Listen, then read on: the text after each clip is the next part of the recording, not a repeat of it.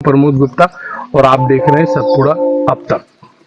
हम रानीपुर से करीब गांव है नीमढाना। इस गांव के एक इंजीनियर बीटेक एमटेक कर चुके शिक्षित कोरकू समाज के सुभाष बारस्कर जी हैं। इन्होंने लोकसभा चुनाव में अपना नामांकन कल दर्ज किया है। इनके माध्यम से 20 किलो 700 ग्राम 1, 2, 5, 10 और 20 के सिक्के निर्वाचन कार्यालय में ले जाकर जमा करने का काम किया है। उस निर्वाचन के आधार पर इनको अब 1-2 दिन में चिन्ह आवंटित होगा और ये लोकसभा बैतूल हरदा हरसूद क्षेत्र से निर्दलीय प्रत्याशी के रूप में प्रतिभागिता दर्ज करेंगे। तो हम इनसे आज चर्चा करते हैं कि आदिवासी और कोरकू समाज को लेकर इनका बैतूल हरदा हरसूद में विजन क्या होगा। सुभाष जी नमस्कार। नमस्कार पत्रकार महोदय जी, आपका बहुत बहुत धन्यवाद जो अवसर आपने मुझे दिया। आपके माध्यम से जो लोकसभा का कल नामांकन भरा जी सर, और 20 किलो 700 ग्राम 1, 2, 5, 10 और 20 के सिक्के आपने जमा करके कल नामांकन भरने का काम किया। लोकसभा चुनाव लड़ने का आपके विचार में कहां से आया ये? जी सर, मैं अपना परिचय देता हूँ। मैं बताता हूँ कि मेरा नाम सुभाष बारस्कर कोरकू है और मैं एक छोटे से गांव रानीपुर नीमढाना का रहने वाला हूँ और मैंने BE.M.Tech अपनी पढ़ाई पूरी कर ली है और अपने गांव और क्षेत्र का भ्रमण करते रहता हूँ और कोरकू समाज में मीडिया प्रभारी का काम भी करता हूँ।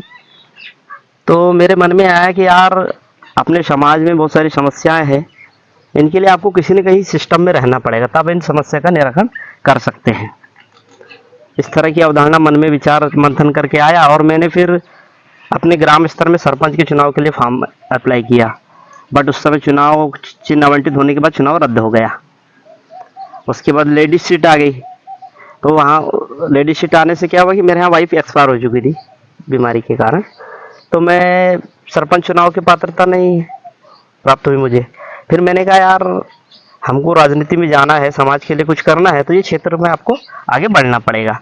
तो जनपद सदस्य का चुनाव विचार मन में आया, पर वो जीत नहीं सकते थे। फिर ऊपर देखा जनरल कैटेगरी से जिला सदस्य का चुनाव, तो मुझे लगा यहाँ कहीं ना कहीं अपना क्षेत्र है, आदिवासी मूल क्षेत्र है और इस क्षेत्र में बैठना उठना शुरू से है। यह विचार लगाकर मैंने जिला सदस्य का चुनाव लड़ना, तो उसमें भी बहुत अच्छा रिजल्ट रहा। मैंने एक लाइन पूरे 22 ग्राम पंचायत का दौरा किया, प्रचार किया अपनी बाइक से ही। लोकसभा का जो क्षेत्र है वो काफी बड़ा है। जी जी, बैतूल जिले में 5 विधानसभा जी और हरदा हरसूद जी जी 2 वो जी जी 7 विधानसभा को मिलाकर एक लोकसभा है। जी जी। तो इन 7 लोकसभा में आपका भ्रमण किस तरह का रहेगा? जी सर, मेरा भ्रमण भरडोंगरी विधानसभा में अभी पिछले सत्र में लड़ चुका हूँ, 2023 में विधानसभा लड़ चुका हूँ और बैतूल जिले में भ्रमण मेरे है। हरदा बैतूल की जो विधानसभा है वहाँ पर कहीं ना कहीं मित्र से या कार्यक्रम के दौरे मेरे शुरू से चलते आ रहे हैं। तो ऐसी विचारधारा लगाकर मैंने क्या, बहुमूलतः क्या है कि मैं जिस वर्ग से हूँ, जाति समुदाय कोरकू समाज से, तो बहुमूलतः है क्षेत्र में, तो कहीं ना कहीं मुझे समाज का एक रहता है सपोर्ट मिलता ही है। तो यह विचार लगाकर और अपने बैतूल हरदा हरसूद क्षेत्र को मिला के जी जी पूरे लोकसभा क्षेत्र में आदिवासी कोरकू समाज के कितने मतदाता होंगे? समथिंग पूरे क्षेत्र में मिलाकर 7-7.5 लाख के आसपास समथिंग मतदाता होंगे समुदाय से। अभी आपको ऐसा लगता है क्या कि आदिवासी समाज कोरकू समाज इनको जो मुख्य धारा में जिस हिसाब से महत्वता मिलना चाहिए था, जो महत्व होना चाहिए था, जी जी वो महत्वता नहीं है? जी जी सर, बिल्कुल सर, क्योंकि जो महत्वता जो रिजर्व कोटा है उसके बावजूद भी उनको उतना अच्छा योजनाओं शासन की नहीं मिल पा रही है और कहीं ना कहीं वो पिछड़े हुए आज भी है, आज़ादी के इतने वर्ष के बावजूद भी। आप जिस गांव में रहते हैं जी, उस गांव में रोड की दशा क्या है? जी आज़ादी के बाद मैंने जब से अपना शिक्षा जीवन शैली अपनाया हूँ, तब से अभी तक देखा हूँ मेरे यहाँ आज तक रोड ही नहीं बन पाई है।